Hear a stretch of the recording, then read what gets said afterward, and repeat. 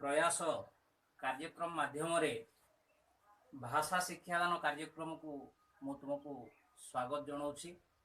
आज आम चतुर्थ श्रेणी साहित्य कलिका बहिर गोटे पाठ आलोचना करवा। ता पूर्व पिला माने तुमर सब विभिन्न प्रकार शौक थी, कार खेल खेलिबा, कार चित्र आंकिबा, कार गीत गाइबा, कार नाचिबा एवं कार विभिन्न खाद्य खाइबा, आउ काहारी काहारी तुमर भल भल नुआ नुआ पोशाक पिंधिबार मध्य शौक थिबो। तेबे आज आमे जो कहानी पढ़िबा सेई कहानी रे जड़े राजा निजर शौक को अधिक गुरुत्व दे कर्तव्य को भूली जाइछंती। गोटे राजार कर्तव्य होची राज्य शासन करिबा, प्रजा माननकु पालन करिबा, राज्यर सुख दुख हानि लाभ बुझिबा एवं समस्तंकु सुखरे रखिबा। तो राजा तांकर प्रधान कर्तव्य को भूली जाइछंती एवं शौक को प्रधान करिछंती एवं जा फल रे से केते बड़ असुविधार सम्मुखीन होइछंती सेटा आमे ए कहानी रे देखिबा। तुमे जानि सारिबोनी जे पाठटी होची राजांको नूतन परिषद। तो एई पाठटी को लिखिचंती लेखक कालिंदी चरण पाणिग्राही। से लेखक उनको सबुज लेखक बोली सम्मान मध्य मिली। तांकु पद्मश्री उपाधि रे भूषित करा जायछि। तांकर लेखा गुड़िक खूब सुंदर।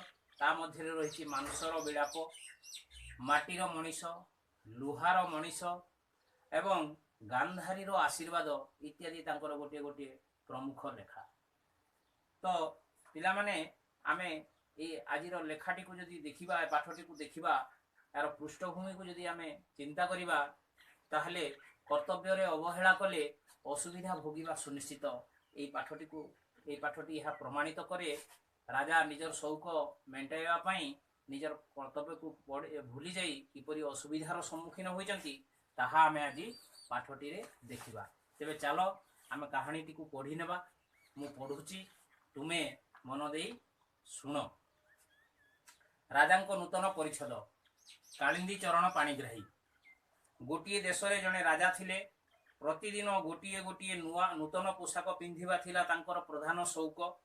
से जे भल शासन करुछंती अथवा भलरे प्रजा पालन करुछंती ए कथा केही न कही बरं कहंती राजा आज भल पोशाक पिंधिछंती।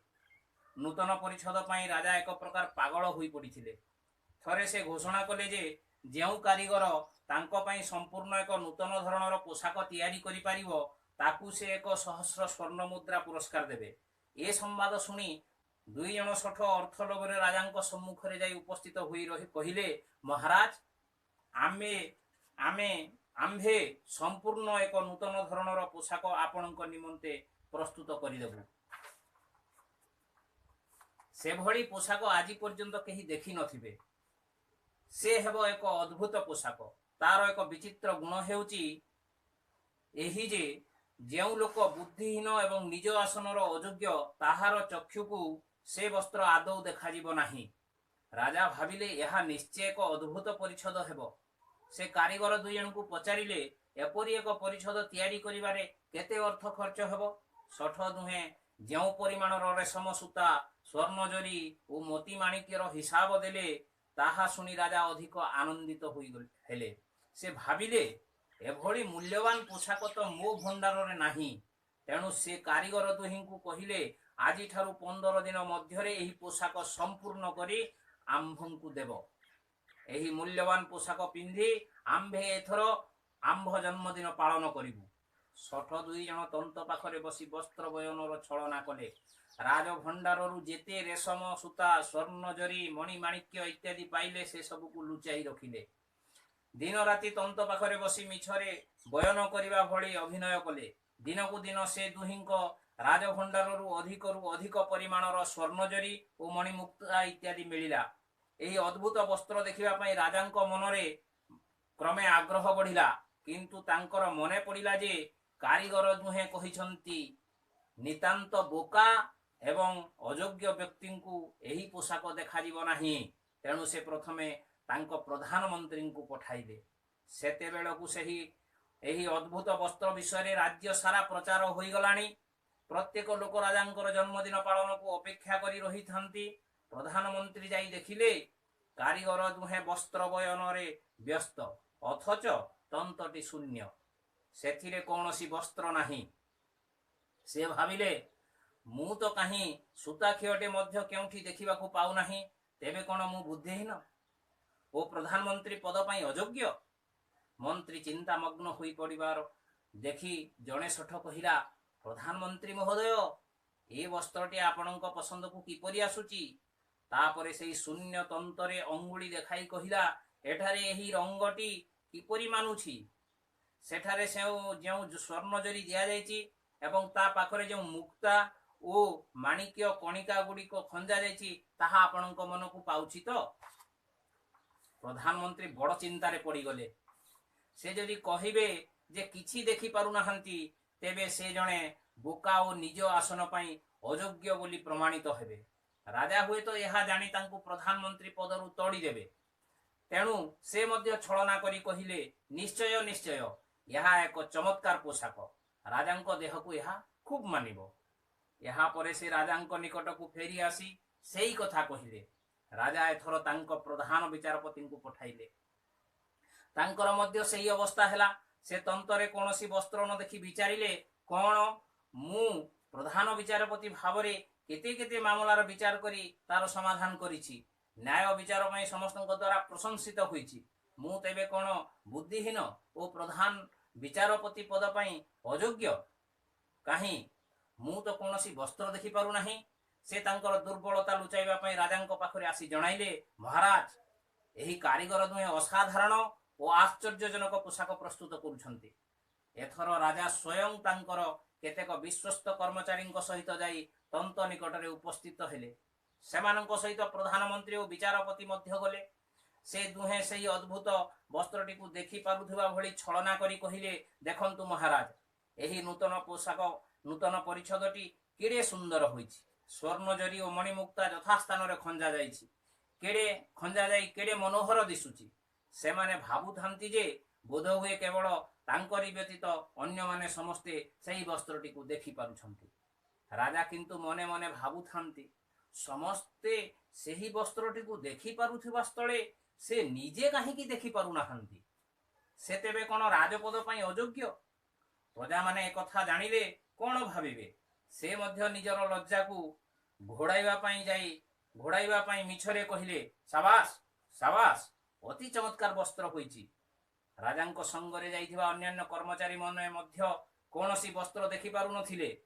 ସେମାନେ କାଳେ ବୋକା ଓ ଅଯୋଗ୍ୟ ପ୍ରମାଣିତ ହେବେ, ସେଥିପାଇଁ ଅନ୍ୟମାନଙ୍କ ଭଳି ମିଛରେ କହିଲେ, ବାଃ, ଚମତ୍କାର ହୋଇଛି। ରାଜାଙ୍କର ଜନ୍ମୋତ୍ସବ ପୂର୍ବ ଦିନ ଶଠ 2 ଜଣ ସୁବର୍ଣ୍ଣ ଥାଳିରେ ନୂତନ ପରିଚ୍ଛଦଟିକୁ ରଖିଥିବାର ଅଭିନୟ କରି ଶୂନ୍ୟ ଥାଳିକୁ ନେଇ ରାଜାଙ୍କୁ ଉପହାର ଦେଲେ। ଏହାପରେ ରାଜାଙ୍କ ଠାରୁ ପୁରସ୍କାର ଘେନି ଚାଲିଗଲେ। ଜନ୍ମଦିନ ସକାଳୁ ରାଜାଙ୍କର ଭୃତ୍ୟ ତାହାଙ୍କୁ ନୂତନ ପରିଚ୍ଛଦଟି ପିନ୍ଧାଇବାକୁ ଆସିଲା। ସେ ଦେଖିଲା ଥାଳିଟି ଶୂନ୍ୟ, ତା ଭିତରେ ପ୍ରକୃତରେ କୌଣସି ପୋଷାକ ନାହିଁ। ସେ କହିଲା, ମହାରାଜ, ମୁଁ ପଛକେ ବୋକା ଓ ଅଯୋଗ୍ୟ ବୋଲି ପ୍ରମାଣିତ ହୋଇପାରେ, କିନ୍ତୁ ଆପଣଙ୍କୁ ଖୁସି କରିବା ପାଇଁ କେବେ ହେଲେ ମିଥ୍ୟା କହିପାରିବି ନାହିଁ। ପ୍ରକୃତରେ ଥାଳିରେ କୌଣସି ବସ୍ତ୍ର ନାହିଁ। ମୋର ମନେ ହୁଏ ସେଇ 2 ଜଣ ମିଥ୍ୟାବାଦୀ ଓ ଠକ ଅଟନ୍ତି। ଆମକୁ ଠକି ବହୁ ଅର୍ଥ ନେଇ ପଳାଇଛନ୍ତି। ରାଜା ଏଇ କଥା ଶୁଣି ନିଜର ଭ୍ରମ ବୁଝିପାରିଲେ ଏବଂ ମନେ ମନେ ଅତ୍ୟନ୍ତ ଲଜ୍ଜିତ ହେଲେ। ସେଇଦିନ ତାଙ୍କର ସୌଖିନ ପୋଷାକ ପ୍ରତି ମମତା ଛାଡ଼ିଗଲା। ସେ ଏଣିକି ରାଜକାର୍ଯ୍ୟରେ ମନୋନିବେଶ କଲେ। ଶଠ 2 ଜଣ ସମଗ୍ର ରାଜ୍ୟର ଲୋକଙ୍କୁ ବୋକା ଓ ଅଯୋଗ୍ୟ ପ୍ରମାଣ କରି ପ୍ରଚୁର ଅର୍ଥ ନେଇ ଚାଲିଯିବା ପୂର୍ବରୁ ଧରାପଡ଼ି କଠିନ ଶାସ୍ତି ଭୋଗ କଲେ। ତ ପିଲାମାନେ ଦେଖିଲ, କର୍ତ୍ତବ୍ୟରେ ଅବହେଳା କଲେ କେଉଁ ପ୍ରକାରର ଫଳ ମିଳେ। ରାଜା କିଭଳି ଅସୁବିଧାରେ ପଡ଼ିଲେ ଆମେ ପାଠରେ ସ୍ପଷ୍ଟ ଦେଖିପାରୁଛୁ, ତୁମେ ଜାଣି ମଧ୍ୟ ପାରୁଛ। ଏବଂ ଠକମାନେ ମଧ୍ୟ ଠକିବାର ଯେଉଁ ଶେଷରେ ତାର ପରିଣାମ ଭୋଗିଛନ୍ତି, ସେମାନଙ୍କୁ କଠୋର ଶାସ୍ତି ଦିଆଯାଇଛି। ତେବେ ପିଲାମାନେ ନିଶ୍ଚିତ ଭାବରେ ତୁମକୁ ଏଥିରେ କିଛି ନୂଆ ଶବ୍ଦ ନୂଆ ଲାଗୁଥିବ। ସେଥିରୁ କିଛି ଶବ୍ଦ ଆମେ ଏବେ ଆଲୋଚନା କରିବା। ଏଇ ଶବ୍ଦ ଗୁଡ଼ିକୁ मु तालिका करिछि एवं प्रत्येक शब्द रे गोटे गोटे वाक्य मध्य लेखा ହେଇଛି तुमे मु ताको पठन करूछि तुमे मन दे सुनो। शौक शौक आग्रह मोर चित्र आंकिबा बहुत शौक अछि। सठ ठक पुलिस सठ मानकु बांधी नेला। तंत जोंतरे लुगा बुणा जाए। मो सांगर बापा तंतटीए रखिछंती। विश्वस्त विश्वासी कुकुर गोटे विश्वस्त प्राणी। चिंतामग्न तार अर्थ होची चिंता करिबा। तुमे आज चिंतामग्न थिबा जणा पडुछ। अद्भुत आश्चर्य कोणार्कर कारुकार्य अद्भुत। प्रचुर प्रचुर माने बहुत अधिक। गतकाली प्रचुर वर्षा हैला। परिच्छद पोशाक मु मो परिच्छद निजे सफा सुतरा रखे। स्वर्ण मुद्रा सुनार मोहर मो अजांक पाखरे गोटिए स्वर्ण मुद्रा अछि। भृत्य भृत्य कहले चाकर। राजा भृत्य मानंकु आदेश देले। नूतन नूतन अर्थ नुआ। आमे नुआ खाई दिन नूतन पोशाक पिंधि थाउ। शून्य खाली भिकारी जनक भिक न पाई शून्य हातरे फेरी गला। जन्मोत्सव जन्मदिनर उत्सव मो भाईर जन्मोत्सव आमे पालन कलु। अर्थ टंका पैसा दुकानरू जिनिस किनिबा पई अर्थ दरकार। उपस्थित ठिया हवा उपस्थित हवा पहुंचीबा बा ठिया हवा। तुम आगरे मु उपस्थित होईची। वस्त्र लुगा साधु लोक जनक गरीब मानकु वस्त्र दान देले। चमत्कार बहुत सुंदर जोटा आश्चर्य लगी जाए हमको। पिलाटीर चमत्कार खेल देखी शिक्षक खुशी होई गले।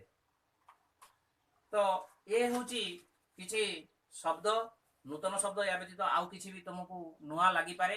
गुरुजन मानक ठारू बुझिले आमे तार अर्थ निहाती भाबरे पाइबा। वर्तमान आमे देखिबा ए पाठरे किछि तुमरो प्रश्न उत्तर अभ्यास कार्य रे दिया जायछि। ताकू आमे प्रत्येक प्रश्न को टिके टिके आलोचना कर दबा टिके संक्षिप्त भाबरे। तो प्रथम प्रश्न होची राजांकर प्रधान शौक कोन थिला? प्रतिदिन नूतन पोशाक पिंधिबा। पूरा उत्तर तुम लिखिबो। मु अल्प अल्प रे उत्तर सब आलोचना कर दउछि। तापरे द्वितीय प्रश्न होची नूतन परिषदटी देखिबा पई राजा प्रथमे काहाकू पठाइथिले? प्रधानमंत्री को पठाइथिले। ताको आमे पूर्ण उत्तर केंति लिखिबा? राजा प्रथमे परिषदटी देखिबा पई प्रधानमंत्री को पठाइथिले। प्रत्येक उत्तर आमे सब बेले पूर्ण वाक्य रे लिखिबा। प्रधानमंत्री निजर दुर्बलता घोड़ाइबा को जाई 62 जन को कोन कहिथिले? निश्चय निश्चय यहा एक चमत्कार पोशाक राजा देह को यहा खूब मानिबो। प्रधान विचारपति कारीगर निकट को फेरी आसी राजा को कोन जणाइथिले? प्रधान विचारपति कारीगर निकट को फेरी आसी राजा को जणाइले महाराज ए कारीगर दुए असाधारण ओ आश्चर्यजनक पोशाक प्रस्तुत करूछंती। नूतन परिषदटी पिंधाइबा को आसी भृत्यटी राजा को कोन कहिला? ना कहिला महाराज मु पछके बोका एवं अयोग्य बोली प्रमाणित होई पारे किंतु मिछ कहिबी नाही। ए थाली रे कोनोसी वस्त्र नाही। आ से 62 जन हमकु ठकी राजकोषरु अनेक धन संपत्ति नै जाइछंती। तो द्वितीय प्रश्न रे मध्ये ठीक सेमती आस उत्तर लिखिबा। प्रश्न देछि नुआ नुआ पोशाक पई पागल होई राजा कोन दिने कोन घोषणा कले जे जे मो पई नूतन धरणर पोशाक संपूर्ण नूतन धरणर पोशाक तयारी करि परिबो मु ताकू 1000 स्वर्ण मुद्रा पुरस्कार देवी बोली घोषणा कले। अर्थ लोभरे 60 व्यक्ति 2 जन राजा को कोन कहिले? से माने कहिले जे आमे संपूर्ण महाराज आमे संपूर्ण नूतन पोशाक आपनक पई प्रस्तुत करि देबू एवं से भली पोशाक आज पर्यंत केही देखि नथिबे। अब से हेबो अद्भुत एक अद्भुत पोशाक। तार एक विचित्र गुण हेउची जे जेउ लोक बुद्धिहीन और निज पदर अयोग्य ताकू से पोशाक देखा जीवो नाही। प्रधान मंत्री चिंतामग्न होई पड़िले काहेकि ना से चिंतामग्न होई पड़िले एथि पई जे से जेते बेले तंतरे कोनोसी वस्त्र देखिले नाही से भाबिले मु कोन बुद्धिहीन मु कोन अयोग्य मु कोन प्रधानमंत्री पई योग्य नुहे। जदि ए कथा राजा जानिबे ताहले मते निश्चित भाव में तोड़ीदेवे तेणु से ए कथा चिंता करी चिंतामग्न हो पड़े। राजा कहीं साबास साबास कहले राजा निजर दोष दुर्बलता लुचाइवा निश्चय भाव में से देखिले जे सेठारे किछि नाही अन्य माने देखि पारुचंती से देखि पारुचंती से कोन बोका प्रजा माने भाबिले कोन भाबिबे बोली राजा तुछाटारे से कहले साबास साबास। तापरे आमे देखिबा जदि 3 नंबर प्रश्न को देखिबा आमे किछि प्रश्न तैयारी करिया पे हमको देछि उत्तर देछि आमे प्रश्न तैयारी करिबा एटा तुम माने सब निहाती करि परिबो। निज आसनर अयोग्य व्यक्तिर चक्षु को से वस्त्र आदौ देखा जिवो नाही क्यों व्यक्तिर चक्षु को से वस्त्र आदौ देखा जिवो नाही। सठ व्यक्ति दुहे तंत पाखरे बसी वस्त्र बयनर छलना कले सठ व्यक्ति दुहे केउठारे बसी वस्त्र बयन करिवार छलना कले। तो एभली ए जो देछि केतोटी प्रश्न तैयारी करो आमे बाकी प्रश्न तैयारी करिबा। तापरे आमे 4 नंबर को जदि देखिबा सेठारे प्रश्न अछि जे किछि वाक्य गठन जो शब्द गुडी को देछि मु तुमको वाक्य गठन पूर्वरु देखै देछि। तापरे 5 नंबर प्रश्न को देखिबा तार विपरीत शब्द लिखिबा पई कहूछि नूतन पुरातन अयोग्य योग्य संपूर्ण असंपूर्ण भल मंद साधारण असाधारण पुरस्कार तिरस्कार। तापरे 6 नंबर प्रश्न को देखिबा जे मांकर भात रंधा चली थाए ताको आमे कोन लिखिबा मां भात रांधु थांती। पिला मानकर हस्ताक्षर लेखा चली थाए पिला माने हस्ताक्षर लेखु थांती। तो एई भली आमे एई प्रश्न गुडी को उत्तर देबा। से 7 नंबर रे विशेष्य पद गुडी को बाछिबा पई कहूची से सेठी जे आमे देखिबा विशेष्य पद होची राजा परिषद कारीगर अर्थ। तापरे 8 नंबर को जदि देखिबा आमे गोटे सम उच्चारित शब्द समान सुबुची किंतु अलग अलग अर्थ आसुची एवं गोटे होची बळी माने उत्सर्ग करिबा आ गोटे बळी बळुआ महाबळी जेंति जार बहुत बड़ बळी महाबळी जेंति बळी माने बळुआ। तापरे देछि लक्ष्य संख्या रे आमे लक्ष्य 1 10 100 1000 अयुत लक्ष्य पढिचु सेही लक्ष्य आ गोटे लक्ष्य जो देछि जेंथरे य फळा लागिछि तार अर्थ होछि उद्देश्य। तापरे परिच्छेद माने पोशाक आ गोटे परिच्छेद माने पाठर जो अध्याय गुडी को थाए ताको परिच्छेद मध्य कहा जाय। सेमती 9 नंबर प्रश्न को जदि आमे देखिबा ताहले एटारे आनंद रु आनंदित सेमती उत्साह रु उत्साहित पालन रु पालित उपस्थान रु उपस्थित एभली चित्रण रु चित्रित घोषणा रु घोषित चमत्कार रु चमत्कृत। तापरे आमे 10 नंबर प्रश्न को जदि देखिबा जेमिति करिवो सेमिति फल पाइबो सेमिति जेतिकी सेतिकी जेतिकी परिश्रम करिवो सेतिकी फल पाइबो एभली ताकू जेतेबेले सेतेबेले मध्ये गोटे वाक्य आमे करिबा। तापरे 11 नंबर रे लिंग परिवर्तन करिबा पई कहिछि पुओ झियो जेमति राजा रानी छात्र छात्री बुढ़ा बुढ़ी तुमे सब करि परिबो। तापरे 12 नंबर प्रश्न जदि आमे देखिबा दुईटी चित्र रे अलग अलग भिन्न भिन्न शब्द देछि ताकू आमे जोड़ी किरी जेमति नूतन नूतन रे हमरो एठारे देछि सूता गुण परिच्छद तंत नूतन परिच्छद।